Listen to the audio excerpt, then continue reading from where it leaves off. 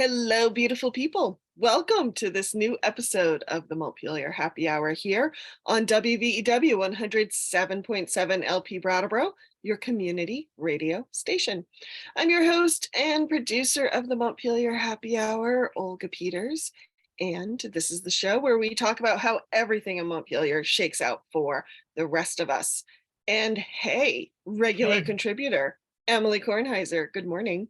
Good morning, Olga. Because yes, everybody, well, you'll hear this on Friday afternoon. We are recording on a very slow Monday morning, getting ready for the week. Yes, getting ready for the week. And I sort of appreciate that our listeners don't need us to lie about it anymore. It's just they're joining us in the afternoon, the morning. They get to time travel. It's good. Yes. Yeah, who knew we were such good time travelers? We didn't know this when we started the show. Oh, I think we knew. We have all these skills. We must put them out in the world. Exactly. So, hey, Emilie, let's dive in and talk about H66, which many people probably know as the Paid Family Medical Leave Insurance Program, which I believe you are one of the lead sponsors on. And it's currently in the House Committee on Appropriations being reviewed by them. What's new? This bill has been floating around for a couple sessions now. Is there anything new that we want to let people know about, or anything that has changed? Yeah, and there's all kinds of really fun politics connected to it too that we can get into, because that's what we do here, right? Mm-hmm. Gosh, the trees outside my window are really broken. Yeah, this storm last week kind of, I think, was a sucker punch for a lot of people. Yeah, let's talk about the storm first before we talk about family medical leave. Okay. Let's lay the ground for our neighbors here. So I would like to give a full declaration to all of my constituents. If you emailed me to say that the power was out and I said I'd let GMP know, and then your power went on, I did not make any magic. And I feel very bad taking credit for it. At home, everyone's been saying I should just take the win, but I did not. I will not take any credit for it. I did forward your email on. It was received. But in all cases, GMP was already aware that your power was out, and they had crews everywhere working so hard to restore people's power. Folks came from Canada and Maine to help us out. Mm-hmm. Up in northern Vermont, there was really very little impact from the storm. But down here, it was a wild, wild wallop. There are so many trees down in my yard right now, and every inch of my street. We were out of power for 4 days. Oh, you poor Somehow things. The milk did not spoil. Very confused about it still, but excited. And it's just really, when that happened. Olga, you must have had a wild time out in the... I did, knock on wood. I was sure we were going to lose power. And there were some trees hanging on lines that I was like, oh, it's going to be bad. And at least on my street, we did not lose power, which, thank you, weather gods. But I have to say, my heart goes out to every snowplow driver and anyone who was shoveling this last week, because in Whitingham, I've heard estimates of 30 inches and estimates of 40 inches. And my snowplow guy, for no other reason than the storm was just huge and he had some trucks break down, I was stuck in my house for 3 days. To the point where I'm thinking, the pantry's getting a little low. I'm gonna have to hike it out to the road. So it was a little wild. The drifts, multiple times I would open my door and the snow had drifted up against it, so you had to shovel yourself back out of the house. Yes. So it was fun. I have some photos I will share with you, Emilie, at some point, of me finding the internet. Oh, you sent me a picture of you finding the internet. Oh, that's right, I did. Yes. So that was fun, having to find this white internet satellite in a white snowbank. some other neighbors had some wild times. Wilmington got even more snow than Whitingham, I think. So, yep, we're still digging out. Yeah, no, 30 to 40 inches here, still digging out as it melts and ice is over. Right, and then the rain, and then yesterday was brutal. Yeah, I'm a little worried about the flooding, but what I think is, as I was actually going up this week, I went up a night So earlier than I you usually do missed it. in order to avoid the storm. And I was going up with Tristan Roberts, a new rep for Whitingham and Wilmington and Halifax. And we were talking about our memories of Irene. And all the way back then, Tristan and I have known each other for a long time. We went to college together. And I was actually living up in Burlington. So I was like a Brattleboro person, but I'd moved up to Burlington to go to grad school. I'm going to circle this back to politics. It's going to be amazing, Olga. Watch me work. And, Irene wiped out so many people's access where Tristan lived. They couldn't get out for about a week. Yeah. Right on that. Well, and I'm going to jump in quickly and say, I was saying many thanks to Irene, because I think we didn't lose power in part because of all the massive repairs that were made during Irene. Oh, interesting. That's my theory. I have no proof, but. Okay. And so I came down about 2 weeks after the storm, I think, for a small party at a friend's house. I think it was her birthday. And this was these were friends who lived fairly down in the hippie hole or up on the hippie mountain, or however you want to describe it. These are a group of folks who tan and homes, they moved to Vermont to homestead, right? And it's meaningful to them.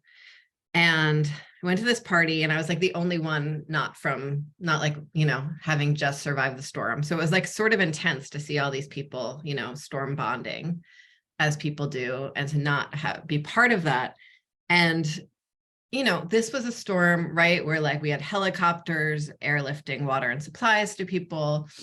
And so many people at that party were I should have canned more. I should have been more prepared, right? And my reaction, and Tristan and I were talking about this because he was a canner back then, right? He's not really a canner anymore, but he was a canner back then, and he was at the same party. Oh, that makes me like Tristan even more. Yes. Yeah. And but how that storm for me was this, and I'd been sort of vacillating between living in Burlington and wanting to be an urban person and being a canner. And urban versus canning. Oh, that needs to be on a t-shirt. Yes. Yes. And so there's not, and urban canners, what are they doing? You can just buy this stuff. You don't need to do it. They're already in cans right down the road. It's the funnels, right, in Manhattan. Anyway, so and my takeaway from a storm of that size is, because that same year, the farm near me in Burlington, the Intervale, had been totally flooded out, like fish in the fields, right? It was an early summer storm that just hit that area and didn't hit 2011 was a rough year. Yeah. As was 2022. And 2023 likely will be. So, okay, here's the thing. This is about the rough years. So my takeaway from that was oh my goodness, I am so grateful for civilization that while our crops are decimated here in Vermont, or while our roads are not working here in Vermont, or while our power grid is out here in Southern Vermont, we have folks from other states. We have canned goods that can be trucked across the country. I don't want to default to that all the time, but so grateful for this incredible infrastructure and all of the support systems around this incredible infrastructure that make it possible for us to withstand a storm, right? That's my takeaway. Oh my goodness, thank you, government. Thank you, civilization. We can withstand storms because of this. It's very true. It's so true. And so H66, the family medical leave insurance bill. Very crafty. Yes. Thank you. I'm not even being crafty. This is actually how I think. Is it's in place. The idea is we put it in place. We all publicly, collectively fund it, right? I'm not supposed to use the phrase collectively because it's too socialist, but we all publicly fund it. We all kick it a very small amount. So the average amount that a Vermonter would pay in, someone who makes the average wage in Vermont, would be paying in just $125 a year. Right? Like, not so bad. And in turn, we get the protection available to us anytime if we have a storm in our own lives, right? Mm-hmm. If we have baby, if we're sick, if our parents are sick and we need to help care for them, if our partner deploys, if we need to take safe leave because our relationship has really like become unsafe, really bad and we need out. All of those things, like for a storm in our own lives, we have this public system in place that we funded together so that we're ready for that. And I think that I don't think that we're going back to business as usual after the pandemic. And it's not just because I think it showed us things that maybe not all of us did before, which I think it did. But it's also because we're entering a time of, I think, increased economic instability because of supply chain challenges that we saw during the pandemic, but I don't think they're going away. Partly because I think corporations realize how much profit they can make from it, and partly because, global supply chain instabilities are real. Yeah. And we're going to see more and more storms like this, physical storms like this, like the one we just saw, and, social storms. And so I think that as I imagine what governing for this next decade of our lives is, or the next, 50 years of our life is, there are the things we need to do to sort of prevent further global catastrophe, right? So like strengthening our banking laws and strengthening our labor laws and reducing greenhouse gas emissions. And I think, in the next week or two, we're going to talk about S5. But there's also like the reality that we're all here living with these storms. Right. And so I think we need a government that can really help people withstand those storms. And that includes like making sure that we're strengthening our grid so it can respond to power lines being down, and making sure that we have things like family medical leave insurance for the individual incidents in our lives. And so like that's sort of where I'm coming from with this whole bill. And then I can talk about the details after that. But like, that's the big picture. That's the story behind the legislation as we're sort of stepping into this next thing. I appreciate that. Thank you. Yeah, it brought up for me in this storm when I was watching the snow go sideways past the window. I guess how the language I would use is having a backup to the backup. Because when upheaval happens, for example, just with me, I have a little what I call my Apoco closet, which I kind of inherited from my dad. Tell me more. Which, it has bottled water. It has, the things if the power goes out for more than a few hours, kind of. No, it's because we had I was talking to some friends last night. We had a new thing that we thought should go in this category. So what is in yours? Oh, so what's in mine? Candles, flashlight, bottled water, a bucket, which gets filled before the storm comes and sits in the bathroom in case, you have to refill the toilet. A little first aid kit, because if the power goes out, you're not rummaging through the bathroom in the dark. And then food that does not need to be heated to be eaten, like peanut butter, kind of canned goods you can eat like right out of the can, that sort of thing. Doesn't need to be refrigerated, doesn't need to be heated to be eaten. That's kind of what's in there. So my friends realized that they should pre-grind their coffee. Oh, see, I have instant coffee in mine. We don't drink coffee, but I have instant coffee in the house because it's good for baking, and we have a family who likes it. So, yeah. And so people were talking about like, oh my goodness, I've talked to so many people who were like, I'm finally going to get a generator. We really need a generator. And I'm like, really? Like more fossil fuels? You want a generator? And I was like, I feel like I just need like but when I think about like converting, my oil furnace doesn't work if the power goes out, but certainly a heat pump wouldn't work either if the power went out. So, making sure that my wood stove is up to snuff and all those things.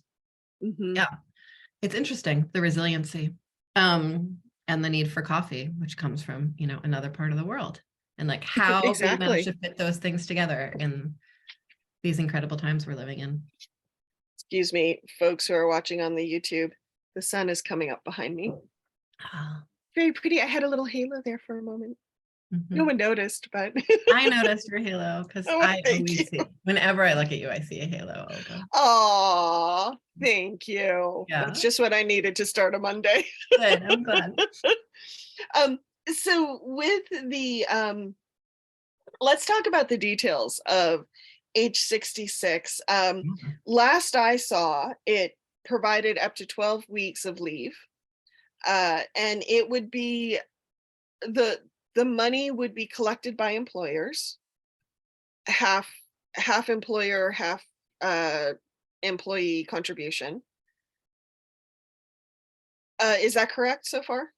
Yeah. So it's 12 weeks of leave for everything except for bereavement, which is 2 weeks. And that's how it came over from House General. House General. Oh my God. As someone who's gone through grief, you need way more than 2 weeks. I'm sorry. I'm sorry. No, actually, okay, so I'm just going to say this about But you can take it at any time. So you can take it sporadically. You can take like a few days and then take a few days another time. Okay. Well, because here's the interesting thing about grief is you have the initial shock. Yes. And where you just want to like curl into a ball and not move. But then once that wears off, you have all the technical stuff you got to do. And yeah. And a few people had like a lot. That's one of the ones that really got sort of nitpicked. A few people, and it was introduced at 2 weeks. But a few people were like, why would you need to grieve like 3 months out? And it's like, no, you deal with an estate 3 months out. And that's like incredibly time consuming. Partly because so many of our tax laws related to estates are so complicated, but we don't need to get into that right now. No. That was last week's trauma. Yeah. Yes. So, and then the program is, so employers basically pay a payroll tax to the Department of Taxes, the same way they sort of, essentially pay a payroll tax now to the federal government, but it's just part of your withholding and part of what you send in regularly. Most people use a payroll tax service at this point, and the payroll tax service is going to get new forms from the Department of Taxes that they'll use. It's set up so that the employer can opt for the employee to pay for half of it.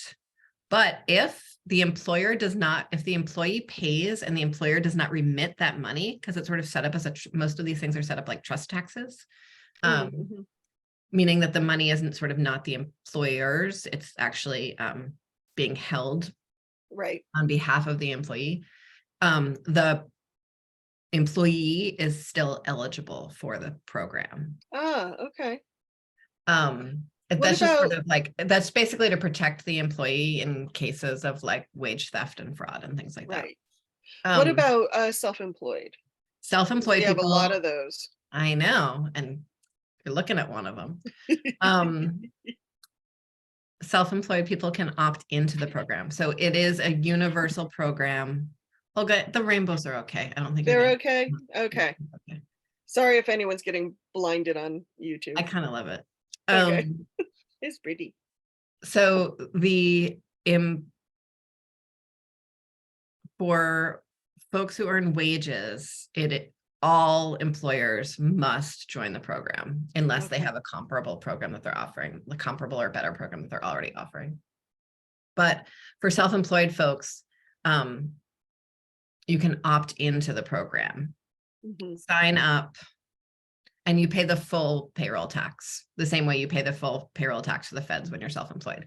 But still, you're getting so much. So if you make the average weekly wage, you're paying in around $250 a year, and you're getting up to 12 weeks of income covered. So that is like, it's a good deal. It's for self-employed. I feel so good about what a good deal it is. It's something that I'm, who as a self-employed person is making all these choices, I don't put money into retirement because I can't afford it. But like, I will definitely pay into this program. Wow, it is a lot of halo, Olga. I think we should take a pause for you to figure out your very window situation. Yeah, I'm going to turn off my camera, folks, but I'm listening. I'm just going to turn it off. Oh, it's all better. See? There must be clouds going by. Okay. So just out of curiosity, I don't know if you know this, but you're talking about the average wage, these numbers being based on an average wage. Do you happen to know what that is? Oh, give me a moment and I will pull it up.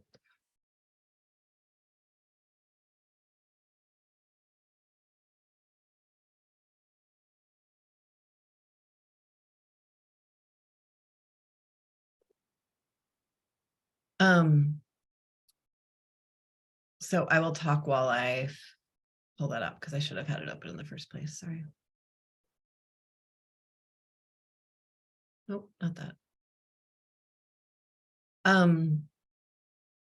So other pieces of this, there's a tax rebate that we built in the Ways and Means Committee. So for folks who make less than $25,000 a year, they can get a credit on their taxes for this. Okay. That felt really important. Because payroll taxes are not as progressive as a lot of other work we do, that felt like an important way of making this more progressive. And then, yeah, go ahead. Well, I was gonna, it made me think, I know the governor put out or floated a similar program that was volunteer.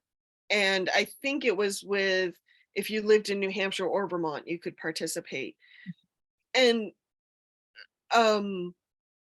one thing that brought up for me is,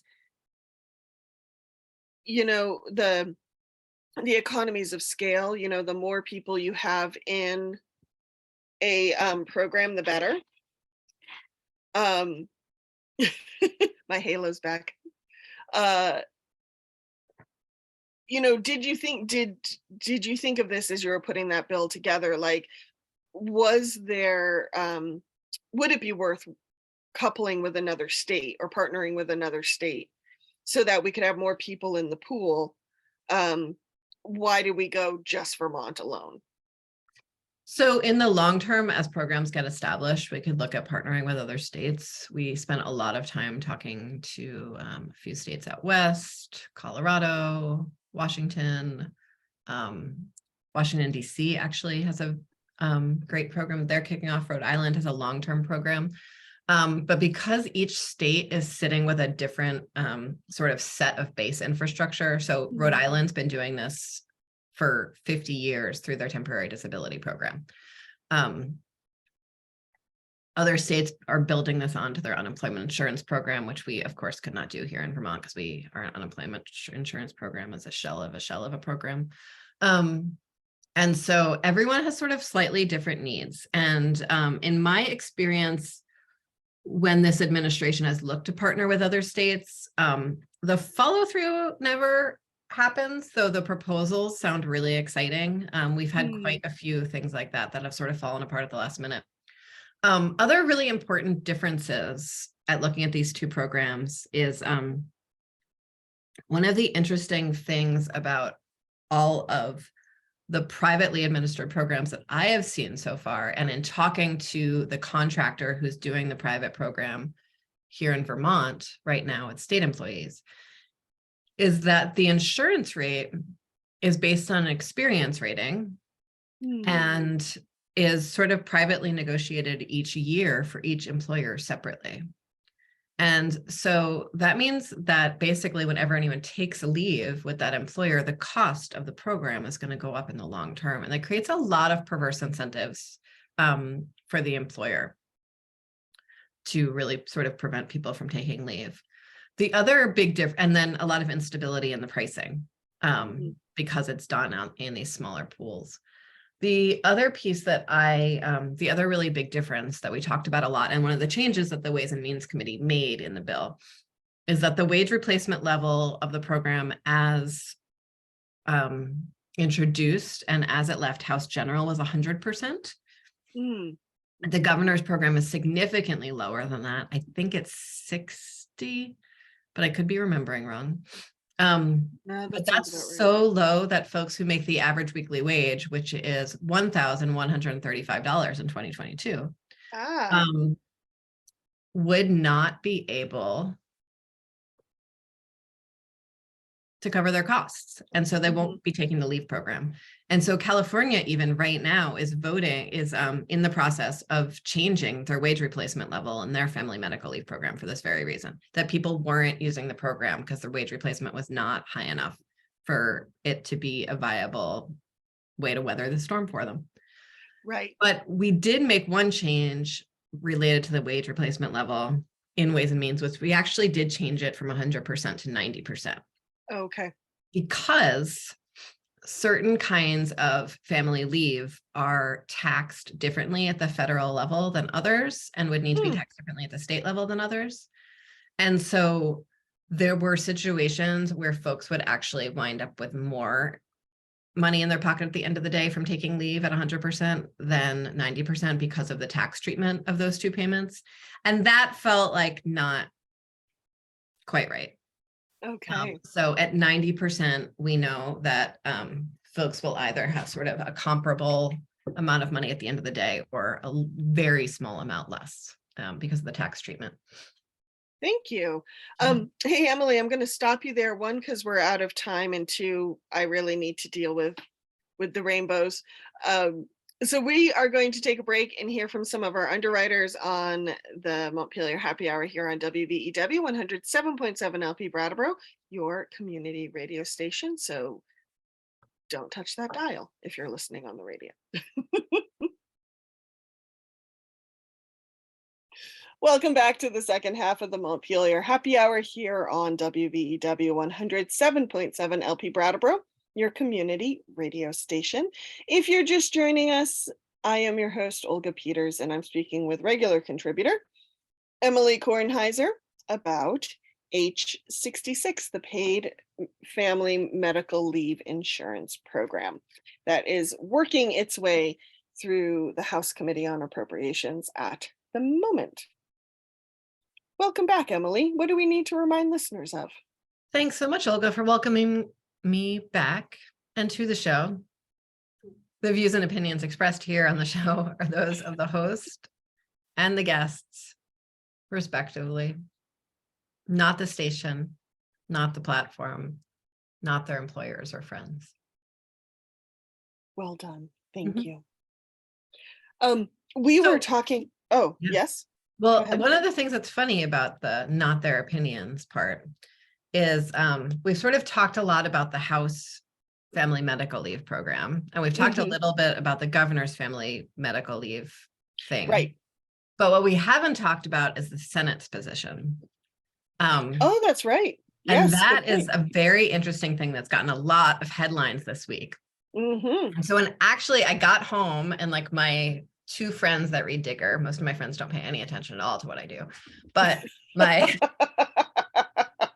one or two friends that track it a little bit were like, oh, it seems like you had a really bad week, because there were all of these headlines in the paper about, the Senate's position on family medical leave. And I was like, no, actually, I had a fantastic week. I got like a huge amount done. It's policy crossover. We like got things out bold and strong that, I wasn't sure about, and I feel great about the week. But yeah, it must have been quite the accomplishment. Thank you. It was quite the accomplishment. All kinds of other bills we haven't even talked about on the show yet that we can talk about. But the Senate made big headlines this week as I believe on the same day that we passed family medical leave, H66 out of Ways and Means Committee and sent it over to Appropriations. The Senate was working on voting their childcare bill. This massive expansion of affordable, accessible childcare out of their first policy committee. So not their money committee, but the policy committee.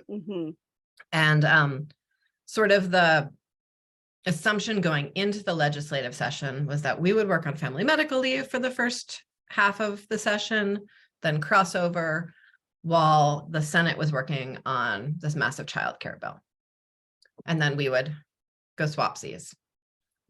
And the Senate from the beginning has had some concerns about, like, you know, and lots of people have, like, can you really do it all?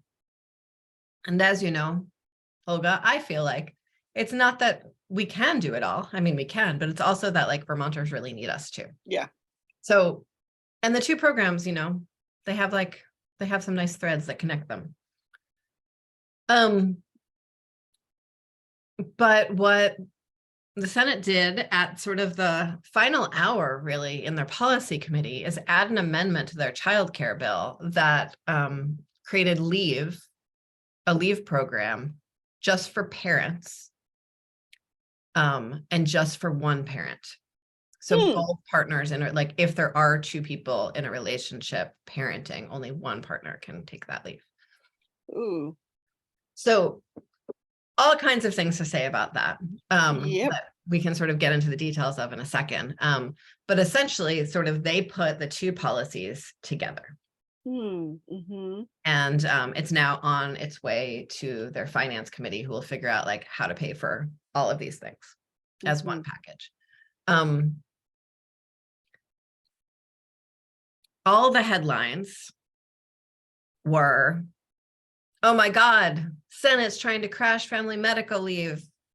This is all they're going to do. Getting in front of the argument, blah, blah, blah, blah, blah. Very exciting, very dramatic. I see it. Maybe a little rosy colored glasses here, but I really see this as, like, the Senate saying, like, this is an essential program. We want to make sure it's in multiple vehicles so that we can ensure it's going to happen. And let's think about how maybe we can finance these two programs together instead of separately. Why not? And what's interesting about it is all of the conversations around the childcare bill have always been about the payroll tax. I don't actually, sort of historically, I don't think that the payroll tax is really an appropriate revenue source to pay for expanding our system of childcare, though I do think the payroll tax is appropriate for family medical leave. But, you know, I'll see what happens in Senate Finance as they mix the two things together. Well, you know, for me, I thought the headlines around the childcare bill that the Senate's working on, and this echoes to paid family medical leave, you know, is that question of access and meeting people where they are at that point in their life so they can actually use these programs. You know, I think sometimes we have a lot of great programs in Vermont, but they're a bit of a bear to actually access and use. And so one thing I was wondering about is, you know, how much friction or drag do these programs have? And I think that will make the biggest difference over time about people using them, is how easy it is to actually access and use the benefit. Yeah, and we took all of this really interesting testimony from other states, like essentially about them working through the friction of their own programs and what they needed to do to have them work well. And so I feel, and I know the Treasurer's Office has been having much deeper conversations on that as they get ready to prepare to implement a program like this. And they're being really mindful of it. The Senate, you know, and like, I don't even think the language has been entirely released yet, certainly not the financing of it. But it's means testing the program itself, not just the pay in for the program. And that always creates a lot more friction, right? Means testing is like the frictioniest friction you can add to anything, right? And even sort of the debates about, like, public schools and private schools that are happening in another committee room in the legislature about, like, what, you know, what does a private school need to do to get public dollars? Like, that's about actually reducing friction for folks who are trying to attend that private school. So I really like that angle, Olga. Thank you. So one of the interesting things about the estimates around take-up rates that Joint Fiscal used to figure out the costs of the family medical leave program really points to how where the need is in Vermont, right? And the highest need is not actually around new children. It's mostly about people taking leave for their own health. And so it's been really interesting to see, you know, AARP Vermont or, you know, other organizations like that who are not very engaged on issues of childcare, but are deeply engaged in issues around other kinds of care. You know, be very clear, like, no, we actually need this full program. This isn't just about parenting. It's about, you know, all aspects of our lives. So, yeah. I appreciate that. I think so often when we are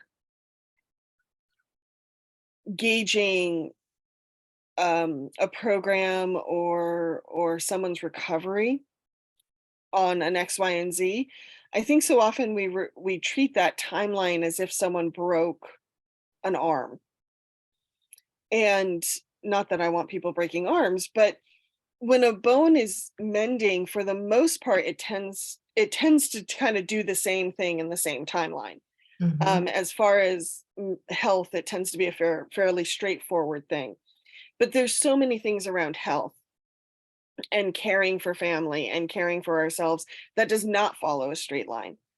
And I think sometimes our programs aren't quite as robust as they need to be around that kind of undulating timeline that many things can have. You know, like COVID. Two people can get COVID, but one of them can get long COVID, which is a different thing. Yeah. Yeah, no, and you know, cancer, which so many Vermonters get every year, right? Like that's sporadic care taking. It's sporadic care taking for the individual. It's sporadic care taking for someone in their lives. It's not just sort of a straight healing line. So that's been a really interesting part of the conversation, because again, it gets back to like, you know, what are our demographics in Vermont and what do they need and what are they going to need in the future? And in areas of greater need, we see areas of greater cost, right? And that's just how it works. And so cutting costs on a program often means you're actually cutting the program from those who might need it most, because that's sort of the, you know, easiest way to cut the costs. Also really interesting conversations about sufficiency, right? Like what are Vermonters willing to do today, you know, investing in both of these programs in order to have the state that we want to really live in, and that's meeting people's needs in 5 years, right? Which is a really interesting nut to crack, because so many people who could really benefit from these programs, if you have sort of been just putting pieces together and making things work in your life and doing a little bit of that paycheck to paycheck, starting to look long term can be really hard. Because you're like, no, I just have to take care of today and make sure today doesn't fall apart. I can't think about next year. Yeah, but when we look at like the really positive social returns from, you know, access to housing programs, housing first programs, affordable school programs, all of that, when we look at the long, you know, like modernizing welfare programs, the long-term financial returns on that for the state are all based around people being able and having enough space in their lives to start thinking long-term, right? And it's sort of this constant conundrum in state government of, are we able to do that ourselves? And so this real like amazing crush of federal money we have and unexpected revenues related to federal money means that we can spend this money that's really only available this year and next year to set up the program so that it can sustain itself fairly immediately once tax rates kick in. So previous conversations around this program have had a fairly long pay-in period on the payroll tax before the program kicked off, because that's how we had to pay for it. This year, we have this one-time money that we can spend, to kick off the program to build up the trust fund that will pay out and to set up the IT systems so that fairly soon after Vermonters start paying in on the payroll tax, they will be able to access this program. And so it really, it's a really nice combination of sort of short-term and long-term thinking, right? Like one of the most important ways we do long-term thinking is to only use, these one-time dollars strategically to invest in big, bold things that will save ongoing costs, right? And so that feels really exciting. And it means that Vermonters don't have to think too long-term when they're paying in a payroll tax to be like, why am I paying this tax? What does this mean for me? How is this improving my life? They'll be able to see immediate returns themselves. That's brilliant. That is brilliant. So that all feels very exciting. And what's the next step for this bill? It's with House Appropriations. Where does it go next? They are going to vote it out probably today or tomorrow. They probably might even be talking about it right now because House Appropriations meets on Mondays, unlike the rest of the legislature. And then it'll come to the House floor sometime this week for a vote, and then it'll get sent over to the Senate from there.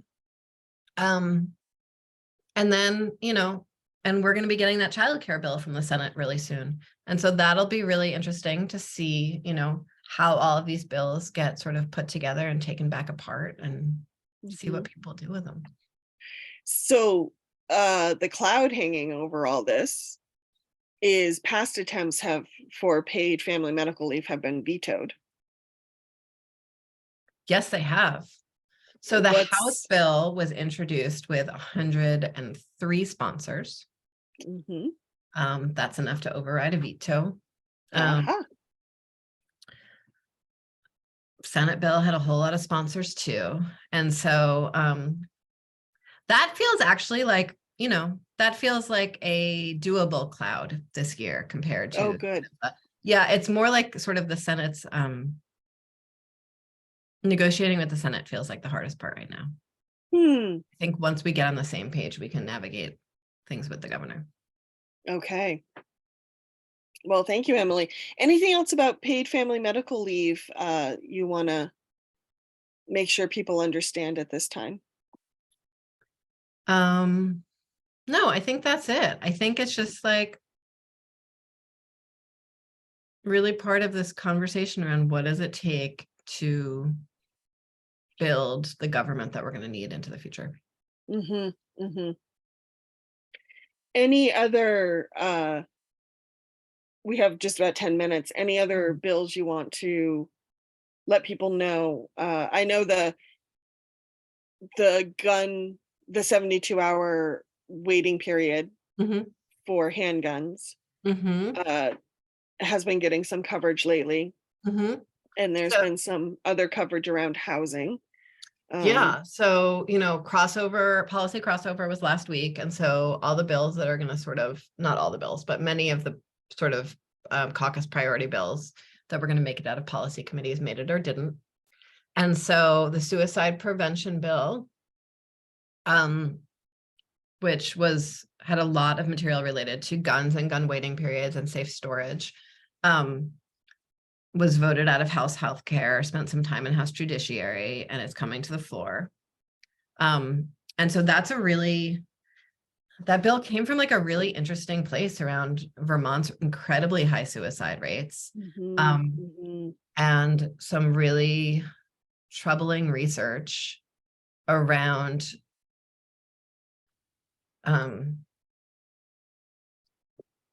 folks who attempt suicide. I think it's sort of more equal along gender lines, but completing that suicide, men are much more likely to do that because they tend to use guns rather than pills or other kinds of self-harm. Right. And really the number one way we can prevent suicide in Vermont is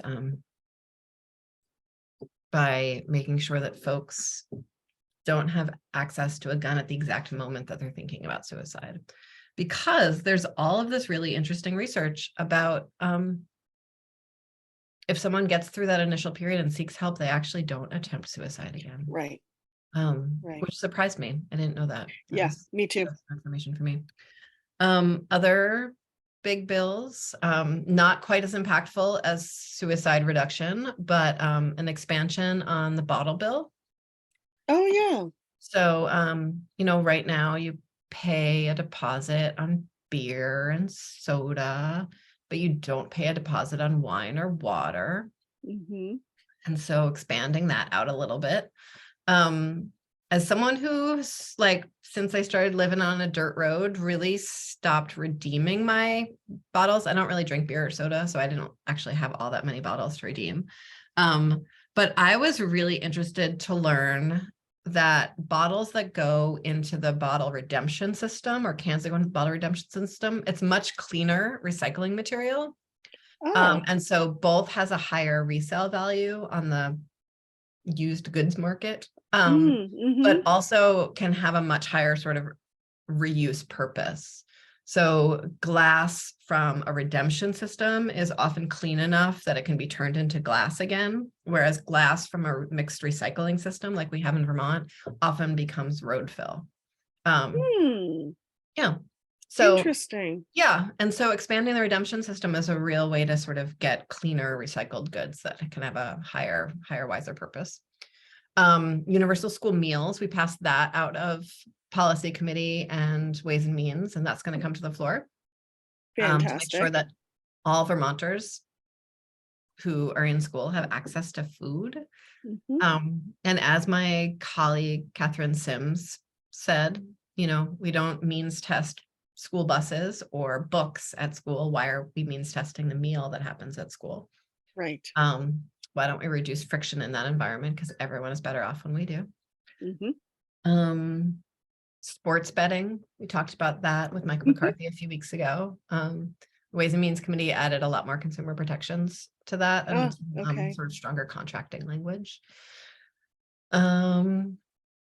Yeah, there's a big debate around sort of what public schools and what private schools need to be required to do. That's going to come to the floor this week. So like a lot happening. And then housing.